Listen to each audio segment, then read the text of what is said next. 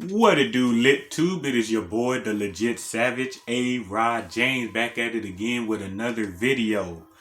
Today, we will be checking out a video from What Culture Wrestling. It is 10 wrestling segments that accidentally filmed things you weren't meant to see.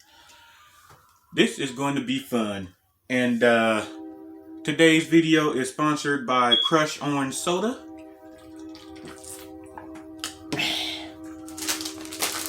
And some flaming hot skins. Now let's stop wasting time and let's get into the video. It's Simon Miller here, and today's video is sponsored by Bosley, but more on that later. Producing wrestling is hard. Not only is it essentially a live movie with no retakes, but due to the nature of the beast, every single promotion at one time or another will want to do something over the top to wow the crowd. There is no way all of these were ever going to go to plan. So I am Simon for What Culture. Please do hit that subscribe button. And this is 10 wrestling segments that accidentally film things you weren't meant to see. Number 10, Stephanie McMahon's Neutron.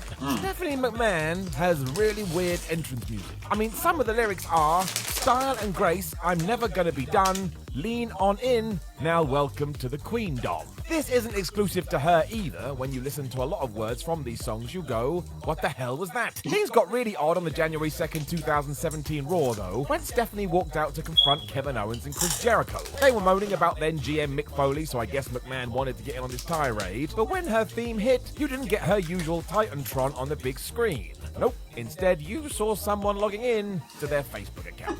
Whoops. It was just bizarre all around because I don't know how you get those two things mixed up, but again, that's live TV for you. Number 9, the bottle that didn't know how to work.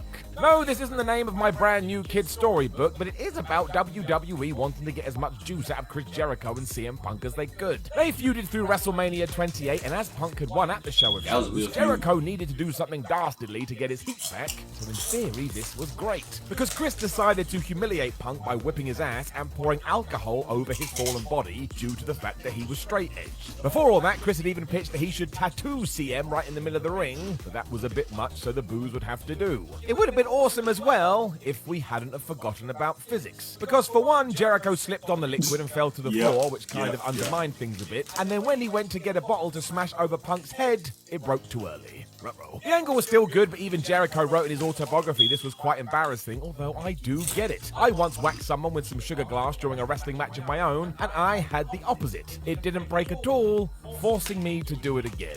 I think it may have given the trick away to the audience. Number 8, that creeper who couldn't punch. Well, this caused quite a storm, didn't it? Some people even said it was the end of AEW. But back in December 2019, after the Dark Order had rushed the ring to ruin the Elite, we saw one of their minions laying in shots to one Dustin Rhodes. The problem was the camera zoomed right into this, and it was very clear that said individual was nowhere near his head and was actually just hitting the ground. Yep. Suspension of disbelief is so important in wrestling because otherwise you remember what you're watching isn't exactly on the money, and given how young All Elite Wrestling was, they didn't need this kind of reaction. I still stand by the fact this guy was just trying not to hurt Rhodes, but yeah, can't believe he was too impressed with it either. The man is the embodiment of professionalism in the modern day. I tell you though, I bet this never happened again, and next time whoever this was, just thump people right in the jaw. He would have got a hell of a lot less hate. Number 7, Mark Henry tries a different Olympic sport. I think this just sums up what an athletic freak Mark Henry is, because despite his size, that man can move. Even still, what he most definitely was not meant to do was catch up with the Nexus as Wade Barrett's group was trying to escape from the arena. Happening right in the middle of the factions run through the WWE, where they had made plenty of enemies, they found themselves overwhelmed one night on Raw, so decided it wasn't worth it and legged it. They were chased off by some of our heroes, but when Henry got going, he picked up so much speed, he was right by their side. You could tell this wasn't the plan, as there was a deer in the headlights moment forcing Heath Slater to push him away, so we didn't all go, well, why the hell didn't he just attack him? It is absurd though, because this was 2010 when Mark was massive. It made no difference though. If someone shouts go, he gotta go. 6, WCW botches the smoke and the mirrors. The Ultimate Warrior in WCW was not good. Despite it just not being the right time in 1998, the man behind the face paint just had so many daft ideas he wanted to include, and those in charge seemed to have no clue how to implement them properly. For some reason, Warrior was just supernatural until now, which was also never explained. And this meant when he arrived in the ring, we saw a bunch of smoke, and then out of the fog came the once Jim Hellwig. Now, I don't know how much mist costs, but it must have been pricey, because on one Nitro, WCW didn't buy enough, meaning we all just saw the Warrior exiting the ring.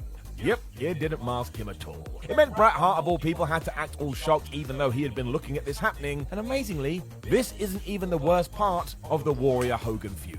To sum it up, it was terrible. Number 5, Hawk gets in the way. This one is so good, mostly because it's so innocent. We all know that Hawk from the Road Warriors was not only a monster, but also came across like a loon during his promos. You would never mess with him if you saw him for real, and he kept that aura up pretty much for his entire career. So when Vader was being interviewed outside the locker room and Hawk popped his head out before realizing what he'd done and skulked back in, well, it was brilliant. Vader doesn't really know what's going on, but poor Hawk looks utterly disappointed in himself. And I'm sure this went down countless times over the years, but still, if you want to laugh from 1998, this will tick that box. Number 4, WWE lets down Seth Rollins. Every single person in the production truck is told that if a fan attacks a wrestler, don't film it. The last thing you want to do is give this idiot the spotlight they crave. It's just best to act like nothing happened. This was not the case in 2012. Because as Seth Rollins was walking to the back after thumping Finn Balor, one of these morons did jump in from nowhere, and we saw most of it. Why the cameras lingered on the brawl so long, I don't know, but it was genuinely nuts. Fair play to Seth, who played this off wonderfully when he arrived for the main event by looking out for more would-be attackers, but yeah, there should be some sort of pleb button that you smash whenever this goes down. Remember, this is not about you.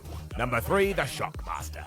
We all know this one, but if there's a chance to talk about it, I'm talking about it, and if you haven't seen it, my word, go and do it now. It was typical WCW, who went to the efforts of gimmicking a fake wall without finishing off the job, meaning when the former Tugboat was ready to debut as a Shockmaster, he smashed through this concrete and tripped over a block that no one had bothered to get rid of.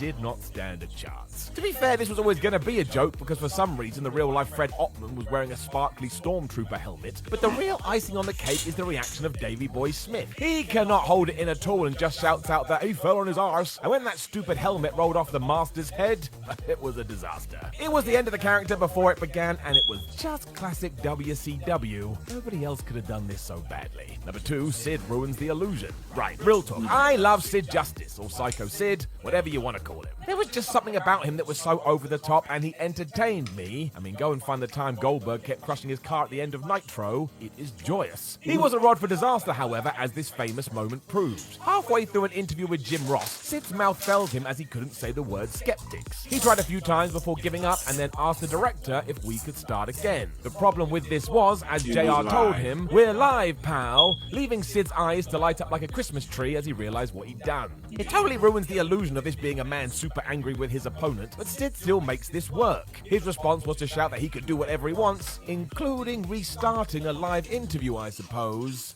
What a hero. Number 1, Steve Austin, cowardly heel. Stone Cold Steve Austin never ran away from anyone. Even in 1996 and 1997, when he was still listed as a bad guy, he would stand up to everyone, and this is one of the reasons he took off. The rattlesnake was a badass. So when in the midst of the Bret Hart-Shawn Michaels feud, the camera caught Steve running away, well, it was confusing. This wasn't meant to happen, of course, and the likely story is Austin was meant to be nowhere near this, but as the Hitman and HBK ran through the backstage area, we did catch a glimpse of Stone Cold, who clocked what was happening and got out of Michaels' way. I mean, what on earth? Yeah, to be fair, this is a blink and you miss it moment, but when you see it, it is so obvious it was not meant to be broadcast. If it had been, the end result would have likely been Austin dropping all of them on their behinds. True. That's all the audience ever wanted to see. You know of any other wrestling segments that accidentally filmed things you weren't meant to see? Well, ladies and gentlemen, that was the video from What Culture Wrestling. 10 wrestling segments that accidentally film things you weren't meant to see. I cannot talk right now.